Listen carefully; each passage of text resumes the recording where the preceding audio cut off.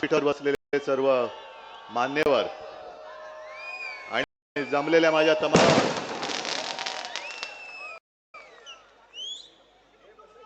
थांबा 4 जूनला वाजवा आणि जमलेल्या माझ्या तमाम देशभक्त बांधवांनो, भगिनींनो आणि मातांनो, संपूर्ण महाराष्ट्रभर फिरतोय आणि कोकण तर माझ्या हक्काचं आहे. रत्नागिरी आहे, सिंधुदुर्ग आहे, तुम्ही सगळी माझी आपली माणसं आहेत. तुमच्या समोर भाषण काय करू आणि तुमच्या समोर प्रचार तरी कशाला करू? कारण आपलं नातं हे मोदी शानसारखं नाहीये, बहुत पुराना रिश्ता. खरंच आमचा बहुत पुराना रिश्ता आहे. फटाके थांबवा ना आता. आपलं खरंच बहुत पुराना रिश्ता आहे.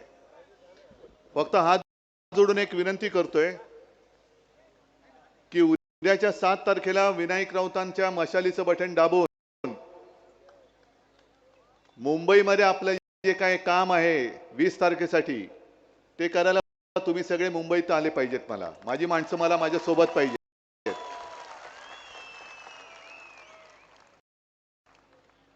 याचं कारण आता 2 दिवसापूर्वी एक बातमी वाचली. अमित शहा यांच्या गांधीनगरमध्ये त्यांच्या लक्षात आले की बरेचशी लोक ही सुट्ट्या लागल्यानं ते पलटायत, नको बाबा हा. म्हणून मग त्यांनी काय केलं, टूर ऑपरेटर्सने एक विनंती केली. अमित शहानी विनंती केली कि बाकी सब ठीक है ना, ईडी वीडी कुछ आए नहीं ना आपके पास. आणि त्याने सांगितलं की जरा तुम्ही तुमच्या टूर्स या रद्द करा अशी विनंती केली आणि त्यांनी टूर्स रद्द केल्या. असो, तो त्यांचा भाग आहे. आज मी कोकणात येणार म्हटल्यानंतर कोणीतरी मला धमकी दिली. आता आपल्यामध्ये मराठीत काही म्हणी आहेत. आता त्या म्हणी मी काही केलेल्या नाहीत आणि तुम्ही पण केलेल्या नाहीत. त्याच्यामुळे म्हणीतली नावं ही मी तर काही ठरवलेली नाहीये. पण एक म्हण अशी आहे, शुभ बोल रे नाऱ्या. आता मी येतो म्हटल्यानंतर कसे येतात बघतो. मी येऊन उभा आहे, परत कसे जातात बघतो. तू आडवा येच, तुला गाडूनच पुढे जातो. आडवाच आहे तू. अरे लाज वाटली पाहिजे. 2-3 वेळा एकदा तुझ्या इकडे येऊन तुला आडवा केला, मग माझ्या घरात तिकडे येऊन उभा राहिला, तिकडे तुला साफ करून टाकला. लाज नाही, लज्जा नाही. बडबडतोय आपला, बडबडतोय. म्हणून म्हटलं शुभ बोल रे नाऱ्या. आता नाव मी काही ठेवलेलं नाही. तसं पाहिलं तर एक 4 दिवसापूर्वी मी रत्नागिरी तिकडे येऊन गेलो होतो कोकणात. आता म्हटलं 4 दिवसांनी परत येऊन बोलायचं काय. पण देव आपल्यावरती किती देवाचे आशीर्वाद आहेत बघा. आजच रत्नागिरीमध्ये जे आपल्याला नकली म्हणतात त्या बेअक्कली जनता पक्षाचे एक नेते येऊन तिकडे पचकून गेले. बेअक्कली जनता पार्टी म्हणजे शिवसेनेला नकली म्हणतात ते बेअक्कली असतील, नाही तर दुसरं काय. पुन्हा एकदा चॅनलला सांगतोय, बेअक्कली जनता पार्टी. आज हा नवीन शब्द दिलाय, कारण आजपर्यंत मी भेकड जनता पार्टी म्हणत होतो, काय लाज वाटायला तयार नाही. भाकड म्हणत होतो, काय लाज वाटत नाही. कमळाबाई म्हटलं, आता बेअक्कली म्हणतोय. आता बची किती बाराखडी म्हणायची यांच्यासाठी. याच्या बाराखड्या म्हणजे येतात मला, पण थोडं शांत संयमी असं माझ्यावरती शिक्का बसल्यामुळे मी बोलू शकत नाही. आता हे बेअक्कली जनता पक्षाचे जे सरदार आहेत ते येऊन गेले तिकडे आणि मला काही गोष्टीत आव्हान देऊन गेले. हिम्मत असेल तर त्याच्यावर बोला, हिम्मत असेल तर त्याच्यावर बोला. अहो अमित शहाजी, तुमच्यात जर का हिम्मत असेल तर जनतेच्या प्रश्नावरती बोला. 10 वर्ष तुम्ही तिकडे अंडी उभवत बसलाय. कोंबडी चोर बरोबर घेतला तरी अजून अंड्यात पिल्लू का नाही बाहेर येत, त्याच्यावरती बोला. नुसतं आपलं उभवतंय आपलं. अहो तुमच्यापेक्षा खरंच कोंबडं बरं. अंड उभवलं तर पिल्लू तरी येतं. तुम्ही 10 वर्ष खुर्च्या उभवताय तरी त्यातनं काही बाहेर पडत नाही. ढेकणं झाली असतील खुर्चीमध्ये तरी लाज नाही. जणू काय राम मंदिर यांनी बांधलं. राम मंदिर बांधलं, चांगलं केलं की वाईट केलं? अहो चांगलंच केलं. पण जेव्हा तुमची हिंमत नव्हती तेव्हा शिवसेनेने पुढाकार घेतला होता. बाळासाहेबांबद्दल बोलताना काल मोदी पण म्हणला नाही. बाळासाहेब हे म्हणाले, बाळासाहेब का तुमच्या वर्गात होते? हा, बाळासाहेब काय हिंदू हृदय सम्राट म्हणा. हिंदू हृदय सम्राट शिवसेना प्रमुख बाळासाहेब ठाकरे बोला तुम्ही. हिंदू हृदय सम्राट बोलायला तुमची जीभ अडखळत असेल तर त्या जिभेला सरळ कसं करायचं ही माझी कोकणातली नव्हे संपूर्ण देशातली जनता जाणते. पण राम मंदिर वरती बोलतोच ना. राम मंदिर आम्ही तुम्हाला पाठिंबा दिला. मी मुख्यमंत्री होण्याच्या आधी सुद्धा गेलो होतो, मुख्यमंत्री झाल्यानंतर सुद्धा गेलो. आणि तुमच्यासारखा तुम्ही काढाल तो मुहूर्त हे नाही आम्हाला पटत. आम्ही म्हणू जेव्हा आमच्याकडे आम्हाला वाटेल राम आम्हाला दर्शनाला बोलवतोय उठून आणि जाऊ. 2 वेळा गेलोच. पण मी जाऊन आलो, तुम्ही अजून भवानी मातेच्या मंदिरात का नाही गेला? जय भवानी, जय शिवाजी. जरा द्या एकदा घोषणा. हा, त्यांची तिकडे कडी पातळ झाली पाहिजे, एवढ्या जोरात पाहिजे.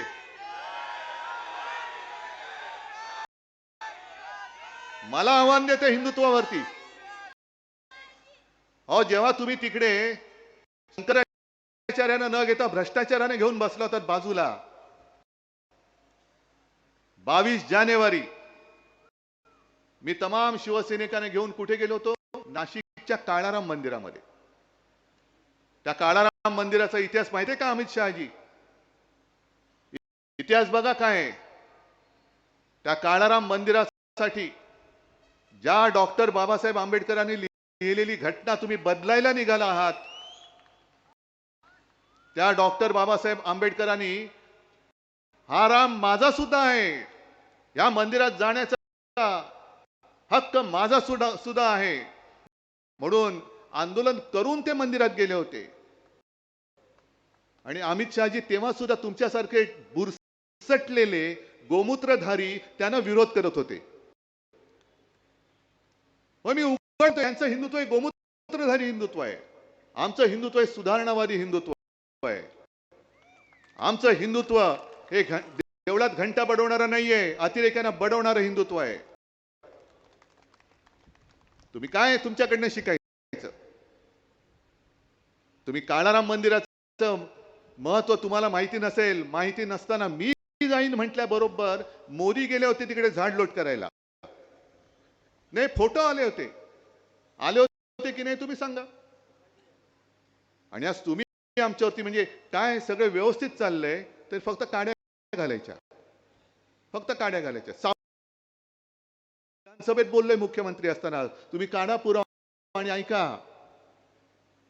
पण सावरकरांवरती मला बोलायला सांगताय. मग अमित शहाजी तुम्ही श्यामाप्रसाद मुखर्जींवरती बोला. कारण कोणालाच माहिती नाहीये श्यामाप्रसाद मुखर्जी म्हणजे ज्यांनी जनसंघ स्थापन केला, म्हणजे राजकारणातले बाप यांचे.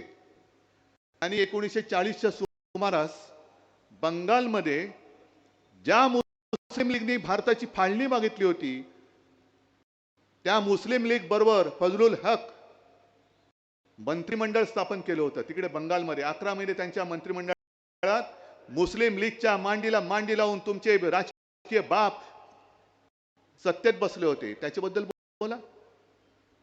काँग्रेस जेव्हा लढत होती, चले जाओचा नारा दिला 42 साली गांधीजींनी, तेव्हा तुमचे श्यामाप्रसाद मुखर्जी यांनी तिथल्या गव्हर्नरला पत्र लिहिलं होतं की आम्ही इंग्रजांना पाठिंबा देतो. का? त्यांच्यासाठी नाही, पण इकडे चांगली कायदा सुव्यवस्था आणण्यासाठी इंग्रजांना पाठिंबा देतो.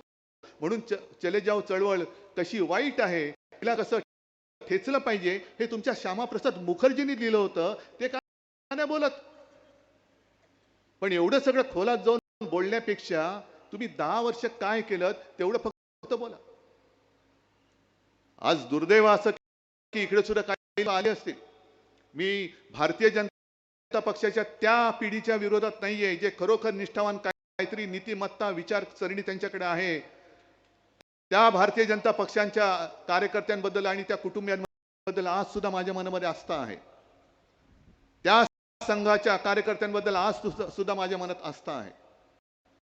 पण त्यांच्या मनात जो प्रश्न आहे की अरे काय वेळ आली, कमळाला मळाचा प्रचार करायला लागतोय, हातात कमळ आणि कोणाच्या मळ शी. मग एका बाजूला विनायक, दुसऱ्या बाजूला खलनायक. बरं खलनायक कमी पडत असेल तर चिखलनायक. काय ही भारतीय जनता पक्षाची म्हणजे बोगस भाकड काय भेकड म्हणतो मी एवढ्यासाठी म्हणतोय की मध्ये मोदीजींनी एक सांगितलं की काँग्रेसचा जाहीरनामा कसा आहे. अहो तुमचा जाहीरनामा तुम्ही पहिला वाचलात का? आता काय झालंय, मोदी सरकार नाही राहिलं, हे गजनी सरकार झालेलं आहे. हे गजनी सरकार आहे. तुम्ही 2014चा तुमचा जाहीरनामा काढा, थापानामा 19चा काढा आणि काय काय नाही केलं ते का नाही केलं हे लोक सांगा. पण मोदी आता काय देशाचे प्रश्न विसरून गेलेत आणि मग काँग्रेस काय करणार? ज्यांची मुलं जास्त आहेत त्यांना तुमची संपत्ती काढून देणार. अहो तुम्हाला राजकारणात मुलं नाही होत, आम्ही काय करू शकतो? आमचा काय दोष आहे? म्हणून आमची मुलं तुम्हाला कडेवर घ्यावी लागतात. पण ते घेत करताना भाजपचं काय झालंय, ती कचरा उचलण्याची गाडी येते ना गावात, कचरा जो आपण घराबाहेर टाकतो तो कचरा उचलतात, गाडीत टाकतात. आणि आता निवडणुकीमध्ये असं मी कुठे पाहिलेलंच नव्हतं, ते पहिल्या प्रथम बघतोय, कचऱ्याचं प्रदर्शन लावलंय. सगळे कचरे. ज्याला बाळासाहेबांनी गेट आउट सांगितलं होतं आज तो तुमचा इथला उमेदवार आहे. हीच मस्ती होती त्यावेळेला. तुला बघून घेतो, तुझं अमुक करून घेतो. काय घेतोस तू? जा घे, काय करायचं कर, गेट आउट. आणि कोणाला धमक्या देतोस? या धमक्यांना कोकणवासियांनी कधीच गाडून टाकलेलं आहे. तो काळ तुम्ही आठवा. 2005 पर्यंत यांची मस्ती होती आणि ती पोटनिवडणूक संपूर्ण दहशतीच्या एक सावट होतं. मी स्वतः इकडे 8-10 दिवस राहिलो होतो. गाव वाड्या वस्त्या पाड्यांमध्ये जात होतो आणि तिथली सगळी कोकणवासी म्हणजे तुमच्यापैकीच काही लोक मला आजही आठवते. मी गाडीत बसल्यानंतर धावत आले आणि मला सांगितलं, उद्धवजी एक काम करा, आम्ही सगळे तुमच्या बरोबर होतो, पण इकडे ना कोणतरी लढणारा माणूस द्या. बघा तुम्ही आज गेलात ना, तो उद्या हे काय करतील सांगता येत नाही. आमची मुलं बाळं मुली यांना इकडनं यावं जावं लागतं, हे काय करतील हे सांगता येत नाही. मग त्याच्यानंतर वैभव उभा राहिला, विनायक उभे राहिले, तुम्ही त्याच्यासोबत उभे राहिलात, सगळी माझी मंडळी सतीश वगैरे सगळे, संदेश आहेत, सगळे उभे राहिले. आणि ती जी एक मालिका होती मग ती श्रीधर नायकांपासून सुरू झाली होती.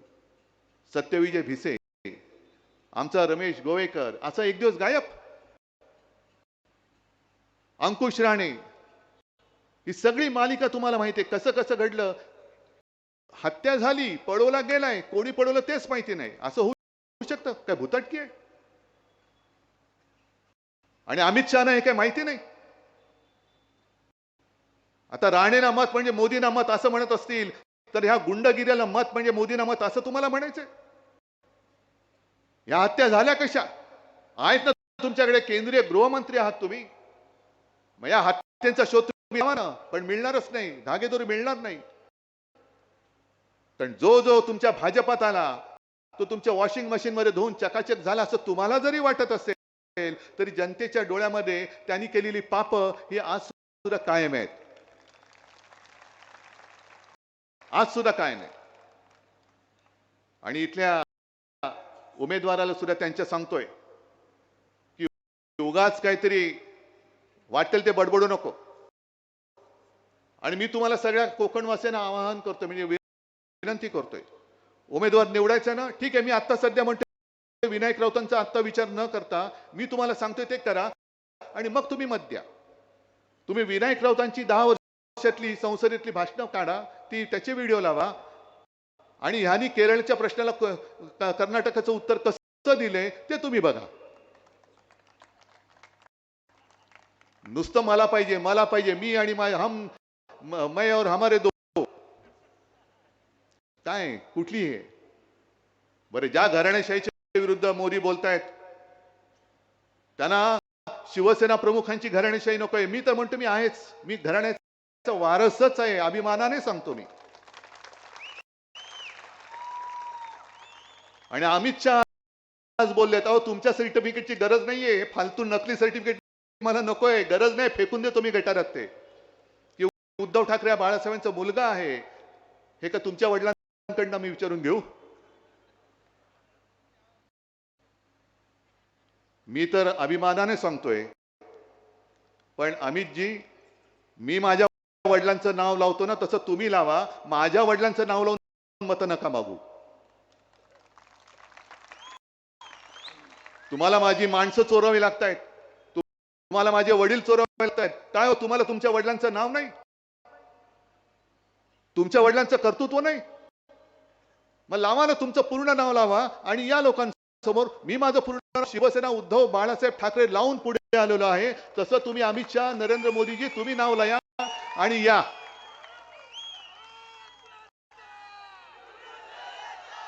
पण संपूर्ण देश तुम्ही नाचून टाकतात.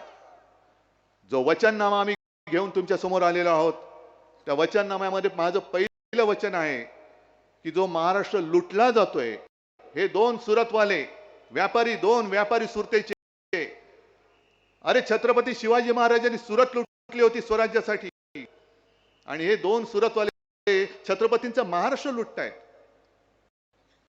आणि ही लूट मी होऊ देत नाही. ही लूट होऊ देणं हे बाळासाहेबांचे विचार होते.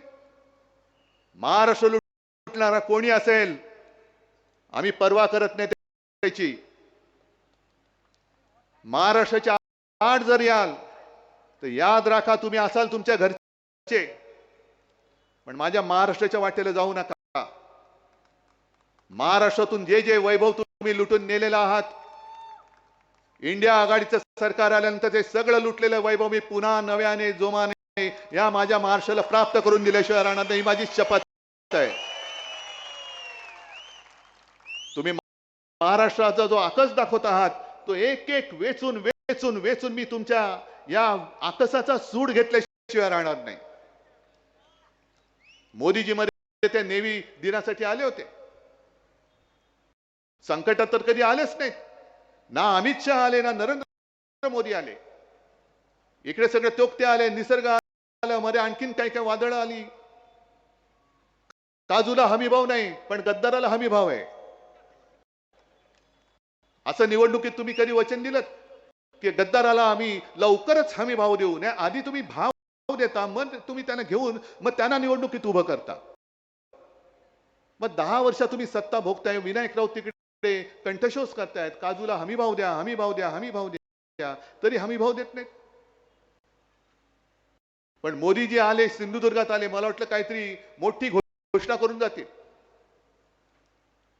पण घोषणा केलीच नाही.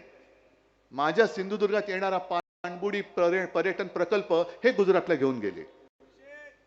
म्हणजे यांना आता कधी कोणी बोलण्याचं धाडस नाही करणार. कारण जर का घरी बोलवलं तर घरात काय चांगलं बघतील आणि तेच उचलून गुजरातला नेतील. ही अशी यांची एक मानसिकता आहे. ज्या ज्या काही गोष्टी येणार होत्या, बल्क ड्रग पार्क येणार होता, मेडिकल डिव्हाइस पार्क येणार होता, टेस्ला तर आता येईल असं वाटतच नाही. कदाचित यांचं सरकार जाण्याची ते टेस्लावाले वाट बघतायत की यांची 4 जूनला होऊ दे, मग मी 5 जूनला येतो देशामध्ये. म्हणजे सगळे चांगले उद्योग हे तुम्ही गुजरातला घेऊन जाताय. म्हणून मागे मी म्हटलं होतं की महाराष्ट्राला राख आणि गुजरातला रांगोळी. मग आज अमित शहा मी तुम्हाला आव्हान देतोय, परत उद्या या आणि कोकणात येऊन सांगा बारसूची रिफायनरी मी होऊ देणार नाही. मी तर होऊ देणारच नाहीये, मी तर होऊच देणार नाहीये. पण अमित शहामध्ये जर हिम्मत असेल, हिम्मत आणि अमित शहा हा शब्द विरुद्धार्थी आहे मला माहिती आहे, पण तरी सुद्धा हिंमत असेल तर या आणि सांगा बारसूला मी रिफायनरी होऊ देत नाही. पण जैतापूर आमच्या माथ्यावर मारायचं, नाणार आमच्या माथ्यावर मारायचं, पुन्हा बारसू मारायचं, जेणेकरून माझं सुंदर जे निसर्ग संपन्न कोकण आहे त्याचं पर्यटन मारून टाकायचं, निसर्ग मारून टाकायचं. आणि जांभा दगडाच्या खाणीवरती ह्या त्या परप्रांतीयांचा डोळा आहे. जैतापूरची सुद्धा जी काही मी नावं पाहिली, जमिनी कोणी खरेदी केल्या, सगळे यांचे बगल बच्चे. मग कोकण मोदी शाह वगैरे त्यांचीच नाव आहेत. 7 यांची नावं चढली कशी? परस्पर तुम्ही सगळे लुटून फस्त करता आहात. आणि उद्धव ठाकरेंनी तरुणाची खिचडी खाल्ली. मग तुम्ही तुमच्या उत्तर प्रदेशमध्ये आणि गुजरातमध्ये काय केलं होतं? गंगेमध्ये प्रेत वाहत होती, पण माझ्या महाराष्ट्रामध्ये एका सुद्धा प्रेताची किंवा शवाची अशी अवहेलना मी होऊ दिली नव्हती. गुजरातमध्ये सार्वजनिक चिता पेटल्या, त्या दुर्दैव आहे. मी टीका नुसती नाही करत, पण हे दुर्भाग्य आहे, दुर्दैव आहे. एक तरी मला भाजप शासित राज्य सांगा की जिकडे महाराष्ट्राने केलं तसं फील्ड हॉस्पिटल उभं करून दाखवलं होतं. लस म्हणे मोदींनी शोधली म्हणून लसीवरती मोदींचा फोटो, मग खतावरती मोदींचा फोटो काय टाकता? शेणखत आहे ना, तिकडे बैलाचा फोटो टाका. नाही, माझा प्रश्न साधा आहे. आता हे जे म्हणतात लस मोदींनी शोधली म्हणून त्याच्यावरती मोदींचा फोटो मी समजू शकतो, पण खतावरती मोदींचा फोटो का? हा कुठला नाही आहे? म्हणजे सगळीकडे मी आणि मीच, म्हणजे जे येईल ते फक्त मलाच पाहिजे, दुसरं कोणी बसायचंच नाही. त्याच्यानंतर दुसरं जे मी वचन दिलेलं आहे ते शेतकऱ्यांनंतर दिलेलंच आहे. शेतकऱ्यांच्या बाबतीत काय जाते, संपूर्ण मराठवाडा विदर्भ वगैरे इकडे तिकडे फिरतोय. ती प्रधानमंत्री सन्मान योजना का काहीतरी योजना आहे का तुमच्याकडे? 6,000 रुपये येतात. पीएम किसान सन्मान योजना काहीतरी आहे. ते शेतकरी जे सांगतात, फार म्हणजे मला कौतुक वाटतं शेतकऱ्यांचं. शेतकरी स्वतः सांगतात की अहो हे 6,000 रुपये वर्षाला देतात, पण आमच्या खतावर जीएसटी, औषधांवरती जीएसटी, बी बियाणावरती जीएसटी, सगळी जे काय उपकरणं लागतात त्याच्यात जीएसटी, हजारो रुपये आमच्याकडनं घेऊन जातात आणि 6,000 रुपये भीक दिल्यासारखे आमच्या तोंडावर मारतात. म्हणून मी वचन दिले की शेतकऱ्याला जी शेतीसाठी आवश्यक ज्या गोष्टी आहेत, ते कीटकनाशक असेल, खत असेल, बी बियाणं असेल, इतर अवजार असतील, याच्यावरचा जीएसटी माफ करून टाकायचा. शहरामध्ये अनेक छोटे छोटे व्यापारी आहेत, त्या व्यापाऱ्यांवरती जीएसटीच्या धाडी पडतात. म्हणजे ह्यांचं सगळे जे चाललेले चंदा दो आणि धंदा लो. वैभव, तू जे बोललास ना की त्यांच्याकडे करोडो रुपयाचे निवडणूक रोखे आहेत, हे बघ माझ्याकडे किती निवडणूक रोखे आहेत. ते निवडणूक रोखेच आहेत आणि सगळे निवडणूक रोखे मी निवडणुकीच्या मतदानाच्या दिवशीच वापरणार आहे. पण तुम्ही जीएसटीच्या माध्यमातून जे व्यापाऱ्यांना त्रास देतात, त्या जीएसटीच्या कर प्रणालीमध्ये आम्ही बदल करणार आहोत. व्यापारी असेल गुजराती असेल, मी गुजरातला काही देऊ नये या मताचं नाहीये. गुजरातच्या हाचं असेल ते आम्ही सुद्धा देऊ, पण गुजरातला देण्यासाठी तुम्ही माझ्या महाराष्ट्राच्या तोंडात हात काढून देणार असाल तर तो हात आम्ही तोडल्याशिवाय राहणार नाही, हे मी महाराष्ट्रामध्ये सांगतोय. मी मुख्यमंत्री असताना इथल्या विमानतळाच्या उद्घाटनाला आलो होतो, चिपी, आणि बसले होते सूक्ष्म आणि लघु. खरं म्हणजे आनंदाचा दिवस. जे मी बोललो ना, शुभ बोल रे नार्या, अरे कोकणासाठी, जगासाठी कोकणाचे दरवाजे उघडत आहेत. तो विमानतळ आजपर्यंत नुसता होणार, आपण तिकडे रेटा लावला आणि तो विमानतळ करून घेतला, पण तिकडे सुद्धा असंच काहीतरी वेडवागडं बोलून घेते, मग काढली होती थोडीशी तिकडे.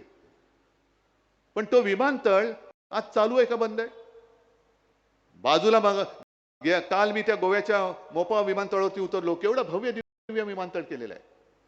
का हे सगळं वैभव तुम्ही आमच्या कोकणात का नाही आणत? कोकणामध्ये सुद्धा ते संपूर्ण हा किनारपट्टा आहे, गोवापासून हा संपूर्ण किनारपट्टा एवढा सुंदर आहे. इकडे तर आपले ऐतिहासिक किल्ले आहेत.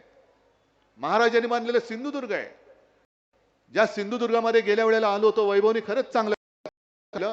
एकमेव जे आपल्या छत्रपतींचं मंदिर आहे त्याच्यात शिवछत्रपतींना त्यांनी दगडी सिंहासन करून घेतलं. केवढं मोठं काम केलं त्यांनी, एवढं मोठं काम केलं. अहो मोदीजी, शहाजी हे ह्याला काम म्हणतात. नुसतं तुम्ही आलात आणि पर्यटन प्रकल्प घेऊन गेलात, येऊन नुसतं काहीतरी कोपरा लावून जाता. या गोष्टी मतदारांना तुम्ही जास्त काळ फसू शकत नाही. आम्ही आणखीन जे वचन दिलंय, जे 95 साली आपलं युती सरकार आल्यानंतर महाराष्ट्रामध्ये आपण 5 जीवनावश्यक वस्तूंचे भाव 5 वर्ष स्थिर ठेवले होते. आता मी स्वतः प्रयत्न करणार आहे, देशात इंडिया आघाडीचं सरकार आल्यानंतर संपूर्ण देशात 5 जीवनावश्यक वस्तूंचे भाव हे स्थिर ठेवण्याचा मी प्रयत्न करणार आहे. सांगा ना, असं काहीतरी सांगा. जो रोजगार इकडनं पळून नेलेला आहे तो रोजगार पुन्हा मी इकडे उपलब्ध करणार आहे. नुसता शहरात तर नाहीच, मुंबईचं जे आर्थिक केंद्र, वित्तीय केंद्र हे सुद्धा तुम्ही गुजरातला घेऊन गेलात. डायमंड बाजार तो गुजरातला घेऊन गेलात. ते वित्तीय केंद्र जिथे होणार होतं तिकडे बुलेट ट्रेन कोणासाठी? अहमदाबाद मुंबई कशाला? गद्दारांना पळवाय की बसला इकडे का उतरला तिकडे? त्या बुलेट ट्रेनच्या जागी होणारं वित्तीय केंद्र सुद्धा इंडिया आघाडीचं सरकार आणल्यानंतर मी माझ्या महाराष्ट्रामध्ये मुंबईत आणि मुंबईच्या आजूबाजूच्या परिसरात आणेन, पण माझ्या मी महाराष्ट्रात परत आणेन. ग्रामीण भागामध्ये सुद्धा जे लोक ते मुलं मुली शिकतायत त्यांना त्यांच्या गावागावात, जिल्ह्यात, अगदी गावागावात खेड्यापाड्यात नसलं तरी किमान जिल्ह्यात रोजगाराची संधी उपलब्ध करून द्यायचा माझा विचार आहे. आणि मला तोही दिवस आठवतोय जेव्हा वैभव तू सिंहासारखा यांच्या अंगावरती चालून गेला होता, भेकडाने तुझ्यावरती हल्ला केला होता, त्याच्यात एक शिवसैनिक जखमी झाला होता. मी आलो होतो दुसऱ्या दिवशी. रुपेश. आणि मग इकडे आल्यावरती विचारलं कुठे येतो? तो गोव्याला. अरे गोव्याला कसा? नाही, इकडे उपचाराची सोय नाही. म्हणजे तुम्ही इकडे फक्त मारामारी करायच्या, लोकांची डोकी फोडायची आणि उपचार करायला सुद्धा जागा नाही. स्वतःची मेडिकल कॉलेज बरोबर चालतात, त्याला सुद्धा परवानगी मी दिली होती. मी पाहिलं नाही तेव्हा की कोणाचं कॉलेज आहे, कोणाचं हॉस्पिटल आहे, पण माझ्या कोकणासाठी कोणतरी काम करतंय, कर चल देतो परवानगी. मी ठेवू शकलो असतो, पण मी अडवलं नाही. हे पाप मी कधी केलं नाही. पण एका गोष्टीचा मला नक्कीच अभिमान आहे, हो अभिमान आहे, की मेडिकल कॉलेज शासकीय मी इकडे मंजूर करून दिलं. पण आता काय बंद पडलं वाटतं, पुढचं काम बंद. कार्डियक लॅब सुद्धा इकडे नको, कारण नाही तर आपलं कसं चालणार, म्हणून ती पाठवून दिली कोल्हापूरला. कोल्हापूरला पण झाली पाहिजे, पण माझ्या सिंधुदुर्गात सुद्धा मी करून दिल्याशिवाय राहणार नाही. कुठे नेली? कोल्हापूर ना, तेच इथून हलवली त्यांनी. कार्डियक लॅब तुम्ही हलवता, तुमच्या धंदे आरोग्याची सेवा हा धंदा करता तुम्ही. काही ज्या गोष्टी आहेत ना, म्हणून मी अमित शहा सांगतोय, तुम्ही सांगा या इकडे आणि मला हिम्मत विचारताना बाजूबाजूला बसूया, जनतेसमोर फैसला होऊ द्या. तुम्ही 2014 साली जेव्हा आलात तेव्हा पेट्रोलची किंमत काय होती, आज काय झाली? डिझेलची काय होती, आज काय झाले? गॅसची काय होती, आज काय झाले? सगळ्या गोष्टी काढा. तुम्ही 2 कोटी लोकांना, तरुणांना दरवर्षी नोकरी देणार होता, किती जणांना मिळाले? एक सुद्धा नाही. पण यांच्या जाहिराती जोरात आहेत. म्हणजे 8,000 कोटी 10,000 कोटी हे निवडणूक रोख्यांच्या माध्यमातून यांनी जमवलेच. पण न्यायालयाने जर का यांचं भांड फोडलं नसतं तर निकालाच्या आधी आणखीन 10,000 कोटींचे रोखे छापण्याची परवानगी या बोगस, भेकड, भाकड जनता पक्षाच्या सरकारने दिली होती. हे सगळं काय आम्हाला कळत नाही? आज संपूर्ण महाराष्ट्रच नाही, संपूर्ण देश तुमच्या गॅरंटीच्या जाहिरातीने बरबटून तुम्ही टाकलेला आहात. कसली गॅरंटी? कुठून आणली ती? कुठून आणला था पैसा? सगळीकडे मोदी गॅरंटी, मोदी गॅरंटी. कसली गॅरंटी? की वाटेल तेवढा पैसा आघाडीचा खा आणि भाजपात या, काही होणार नाही, मोदी गॅरंटी है। अरे बेटा आ जाओ, कितना खाया तूने? 50 करोड़, अच्छा चलो इसको नगर सेवक बनाओ।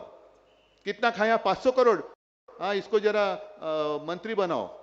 कितना खाया? 70,000, अरे अरे इसको तो साले उप मुख्यमंत्री बनाओ। म्हणजे खरंच लाज वाटते हो मला, खरंच लाज वाटते। म्हणजे जी आपल्या महाराष्ट्राची परंपरा आहे ती काय? शुरामी वंदिले, आणि भाजपची परंपरा आता झाली चोरामी वंदिले। चोर जेवढा मोठा तेवढं यांचं लोटांगण मोठं, घालील लोटांगण चोराच्या समोर।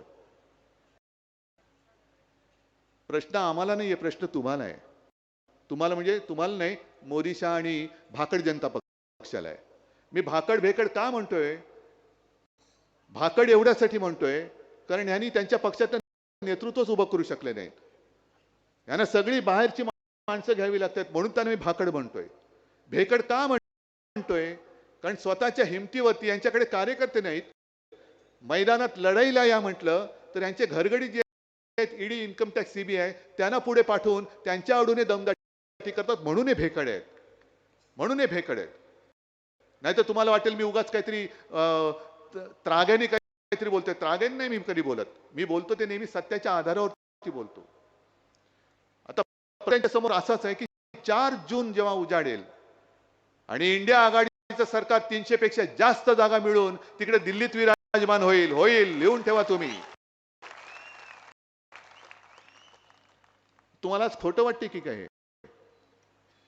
तुम्ही तेही दिवस आठवा की ज्या काळात संपूर्ण देशात भारतीय जनता पक्षाचे फक्त 2 खासदार होते, 2, आणि तेव्हा त्यांना जवळ करायला कोणीही तयार नव्हतं, कोणी नव्हतं, कारण गोमूत्राचा एवढा वास यायचा, कोणी नको शी। पण आम्ही हिंदुत्वासाठी त्यांना जवळ घेतलं, कारण आमचं हिंदुत्व हे राष्ट्रीयत्व आहे, आणि आम्हाला असं वाटलं की आपले हिंदुत्वाचे विचार मिळतायत, पण यांचं हिंदुत्व हे बोगस निघालं, हे गोमूत्रधारी निघालं, आणि आमचं आपलं हिंदुत्व हे राष्ट्रीयत्व आहे। तेव्हा 2 खासदार होते, पण आम्ही लढत राहिलो, आपण सगळे लढत राहिलो। अब की बार, अब की बार, अरे बार बार आपटले तरी अब की बार। आणि कोणालाच कळलं नाही जेव्हा पहिल्यांदा 2014 साली, म्हणजे अटलजी मधला काळ सोडूनच द्या, ते येऊन गेलेच, पण 2014 साली मी स्वतः गेलो होतो। प्रणव मुखर्जी राष्ट्रपती होते। प्रणव मुखर्जी सुद्धा चकित झाले होते की एवढ्या 30 वर्षांनंतर, जवळपास 30 वर्ष झाली असतील, पहिल्यांदा एका पक्षाचं सरकार देशात आलं। 19 साली आणखीन 300, जर 2 खासदार असलेल्या पक्षाचे 300 होऊ शकतात, तर 300 खासदार असलेल्या पक्षाचे 2 पुन्हा होऊ शकत नाही? आणि माझी देवाकडे प्रार्थना आहे की यांचे 2च खासदार कोण आपल्याला माहिती आहे ते यावेत, तेवढे 2च यावेत, आणि समोर इंडिया आघाडीचं सरकार असावं। त्या दोघांना आपण प्रश्न विचारू, बोलो 10 साल में क्या किया, द्या उत्तर। जसं तुम्ही चाय पे चर्चा केली होती, अहो एवढी बोगस, सगळी बोगसगिरी केली यांनी की विदर्भात मी जेव्हा गेलो होतो यवतमाळमध्ये, ते दाबडी म्हणून एक गाव आहे, 14 साली मोदीजी गेले होते आणि चाय पे चर्चा। मग ते चाय पे चर्चा म्हणजे चहामध्ये साखर किती टाकायची, दूध कसं टाकायचं, सगळं झाल्यानंतर मग मोदींनी त्यांना सांगितलं की इथे काय जास्त पीक कोणतं आहे, सगळ्यांनी सांगितलं कापूस। मग त्यांना सांगितलं मी तुम्हाला इथे कापसासाठी बाजारपेठ उपलब्ध करून देईन, निर्माण करून देईन। दिले, सगळ्यांनी पटापटा मतं दिली। मत दिल्यानंतर जेव्हा शेतकऱ्यांनी पत्र पाठवायला सुरुवात केली प्रधानमंत्री कार्यालयात, काय होऊ नाही चू नाही, मग तिथले शेतकरी उठले आणि प्रधानमंत्र्यांना भेटायला दिल्लीत गेले। भेटायला कसले देतात, लांबच्या लांब अडवले आणि परत पाठवून दिले। मधल्या काळात पंतप्रधान जेव्हा यवतमाळ त्या गावाच्या इकडे आले, ते शेतकरी जायला निघाले, पोलिसांकडनं त्यांना असं अडवून टाकले की पंतप्रधान त्यांना दिसलेच नाहीत। ही मोदींची गॅरंटी। त्याच्यानंतर मध्ये एक ती जाहिरात आली, ती जाहिरात आल्यानंतर या चॅनलवाल्यांनी ती कोण महिला आहे त्या महिलेचा शोध घेतला, आणि शोध घेतल्यानंतर त्या महिलेच्या घरी गेले तर सारी 8 बाय 8, 10 बाय 10 ची खोली, त्या महिलेला मोठा फोटो दाखवला पेपरमध्ये पहिल्या पानावर आलेला, काय तिचं नाव लक्ष्मीबाई वगैरे असेल, कलावती नाही, लक्ष्मीबाई असेल, आणि तिला सांगितलं आपका फोटो आया है, तो बोले हाँ हाँ फोटो आया है, कुछ लोगों ने मुझे कहा कि आपकी तस्वीर आई है। तो बोला अच्छा कब कब, मैंने मालूम कब लिया फोटो, हम गांव काम के लिए गए थे, शायद वहां से आते आते लिया होगा। तो बोला अच्छा ये घर आपका है? हाँ मेरा घर है। तो बोले आपको ये प्रधानमंत्री आवास योजनेत मिळाले? तो बोले नाही, हे माझं भाड्याचं घर आहे, 500 रुपये मी भाडं देते। आणि त्याच्यात लिहिलं होतं की या बाई सारख्या आणखी 30 लाख लोकांना प्रधानमंत्री आवास योजनेतून घरं मिळाली। तुम्ही जे कलावती म्हणता ते वेगळं आहे। कलावती ते अमित शाह लोकसभेत बोलले होते, कलावतीला घर मोदींनी दिलं, पाणी मोदींनी दिलं, वीज मोदींनी दिली। आणि कलावतीचा इंटरव्ह्यू घेतला, तो ह्यांनी काही दिलं नाही, मला दिलं ते सगळं राहुल गांधींनी दिलं। पण आपण फसतो, जसं त्या पातंजलीच्या जाहिरातीने फसलो, त्यांना सुप्रीम कोर्टाने सांगितलं की आता तुम्ही छापा, माफीनामा छापा। तसं उद्या आपलं सरकार आल्यानंतर यांना सांगावं लागेल की तुम्ही जेवढ्या मोठ्या जाहिराती केल्या सगळ्याचा माफीनामा तुम्ही छापा। आता मोदी गॅरंटी 10 वर्षात काही केलं नाही, हीच आमची गॅरंटी, पुढच्या 10 वर्षात काहीच करणार नाही, दुसरी गॅरंटी। पण काय बोलतायत, किती बोलतायत। हे जे काही झालं आतापर्यंत, तो म्हणे ट्रेलर होता, ट्रेलर म्हणजे पिक्चर किती भयानक असेल, पिक्चर किती भयानक असेल। गॅसच्या किमती आजपर्यंत एवढा वाढला, ट्रेलर होता, पिक्चर मध्ये तो आणखीन 5,000च्या वरती जाईल। डाळी कडाडल्या आहेत, सगळं कडाडलेलं आहे, आणि हा नुसता ट्रेलर असेल तर पिक्चर किती भयानक असेल। आणि असा पिक्चर तुम्हाला बघण्याची इच्छा आहे? गेल्या वेळेला माझी चूक झाली, खरंच चूक झाली, मी संपूर्ण महाराष्ट्राची माफी मागतो। मला असं वाटलं होतं की आज नाही तर उद्या हे सुधारतील, पण सुधारायचं नाव नाही घेत, उलट आता घरात घुसून घर फोडायला लागलेले आहेत। घर फोडतायत, कुटुंब फोडतायत, कुटुंबाच्या कुटुंब बदनाम करून टाकतायत, आणि सगळे महाराष्ट्राच्या बाहेरून आलेल्यांचे चेले चपाटे, यांना लाज नाही, लज्जा नाही, स्वतःचे व्हिडिओ बाहेर आल्यानंतर हे दुसऱ्यांची बदनामी करतायत, आणि बदनाम केल्यानंतर स्वतःच्या पक्षात घेऊन हे तुम्हाला त्यांचे प्रतिनिधी, ह्यांना मत म्हणजे मोदींना मत। किती वाईट प्रकारे हे सगळं चाललेलं आहे। त्या सुधीर मुनगंटीवारांचं एक ते भाष्य, त्यांनी त्यांच्या प्रचाराच्या सभेत मोदींच्या व्यासपीठावर, मोदी असतील नसतील मी बघितलं नाही, पण आपण रक्षाबंधन, भाऊबीज, बहीण भावाचं नातं किती पवित्र मानतो। मोदीने आमच्या गद्दार त्या ताईकडनं राखी बांधून घेतली होती, नंतर त्या राखीचं काय झालं माहित नाही, कारण तिकीटच कट केलं। ते नागेश, तो आपल्या तुमच्या बाजूच्या वॉर्डातल्या संजय देशमुखच्या इथल्या, पण त्या मुनगंटीवाराने तुम्ही व्हिडिओ तर जरूर बघा। बहीण भावाच्या नात्यावरती एवढं विकृत, बिभत्स जी या भाकड बेअक्कली जनता पक्षाची मानसिकता आहे, ती त्या सुधीर मुनगंटीवारांच्या तोंडातून बाहेर पडले, मुद्दामून बघा। आणि अशी मानसिकता असलेली माणसं ही आपल्या देशाची राज्य करते, हे देशाला नव्हे जगाला आपल्याला नाव सांगायला लाज वाटायला पाहिजे। आपण ही अशी सगळी मानसिकतेची माणसं, सडलेली कुजलेली। म्हणून मी इथल्या भाजपच्या त्या लोकांना सांगतोय, संघाच्या त्या लोकांना सांगतोय, अजूनही आपण ज्या हिंदुत्वासाठी एकत्र आलेलो आहोत ते हिंदुत्व मी सोडलेलं नाही। माझ्यावरती झालेले ते जे काही संस्कार आहेत ते मी सोडलेले नाहीत, आणि मला असं वाटतं आपण आलो होतो ते त्या हिंदुत्वासाठी एकत्र आलो होतो, यांच्या या हिंदुत्वासाठी नाही। हे सगळं हडप हडप हडप, मी आणि मीच, म्हणजे मी 14 साली पंतप्रधान झालो, 19ला पण होणार, 24ला होणार, 47ला होणार। अरे बाबा थांब, कुठेतरी ब्रेक मार, आपटशील कुठेतरी। तर त्यांना सुद्धा सांगतोय की हे जे काही संकट आहे, हुकुमशाहीचं जे संकट आहे, हे संकट केवळ आमच्यावरती नाही, तुमच्यावरती सुद्धा आहे। आणि यांना जी घटना बदलायची, डॉक्टर बाबासाहेब आंबेडकरांनी लिहिलेली घटना, ती एवढ्यासाठी बदलायची की एक साधा माणूस दलित कुटुंबात जन्मलेला, तो एवढा बुद्धिमान, आणि त्यांनी लिहिलेली घटना आम्ही मानायची। हेच ते मी बुरसटलेलं गोमूत्रधारी हिंदुत्व म्हणतो, ते हे एका दलित कुटुंबात जन्मलेल्या साध्या माणसाने पण बुद्धिमत्तेने अफाट असणाऱ्या त्या महामानवाने लिहिलेली घटना यांना बदलून टाकायचे, म्हणून यांना 400 पार पाहिजे। तर एक बरं आहे की हे जेव्हा 400 पार म्हणतात तेव्हा लोक काय म्हणतात? अरे मोठ्याने बोला ना. तडीपार. आणि त्यांना आता तडीपार केल्याशिवाय आता शांत बसायचं नाही. म्हणून मी तुम्हाला हात जोडून विनंती करतोय, गेल्या वेळेला माझी चूक झाली, खरं झाली, पण या वेळेला ती चूक होणार नाही. विनायक राऊत तेच आहेत. चिन्ह त्यांनी चोरलं असलं तरी आता ही मशाल भडकलेली आहे. मशाल भडकलेली आहे. धनुष्यबाण तुम्ही चोरला असाल, पण त्यांनी दुसरा जो एक कट केला की शिवसेना आणि कोकण, शिवसेना आणि सिंधुदुर्ग हे घट्ट असलेलं नातं त्यांनी इथून धनुष्यबाणच गायब करून शिवसेना तुमच्या मनातनं, हृदयातनं काढण्याचा प्रयत्न करतात. मान्य आहे तुम्हाला?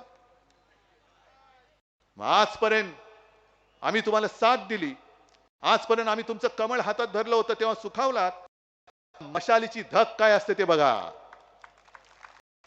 आणि ती मशालीची धग जरा मला इथे सुद्धा बघायची. तुमच्या मनात जर मशाली पेटलेल्या असतील तर काल मी कोल्हापूरमध्ये सांगितलं तेच करतो. मोबाईलचे टॉर्च जरा ऑन करून दाखवा, मशाली दाखवा.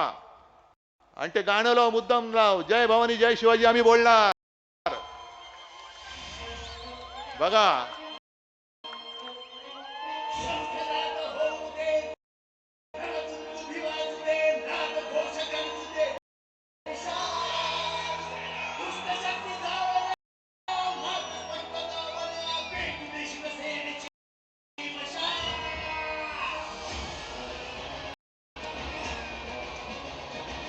ते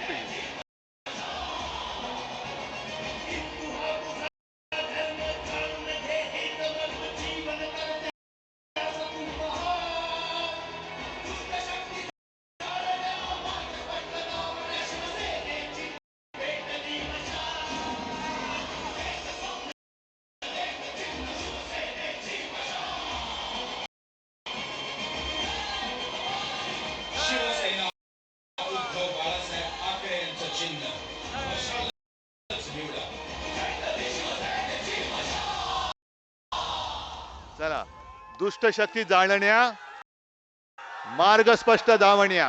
दुष्ट शक्ती मार्ग स्पष्ट धावण्या. आता आमची पेटली आहे मशाल. आणि हा महाराष्ट्र शाहू फुले आंबेडकरांचा आहे, शहा मोदी अदानीचा नाही. जय हिंद, जय महाराष्ट्र.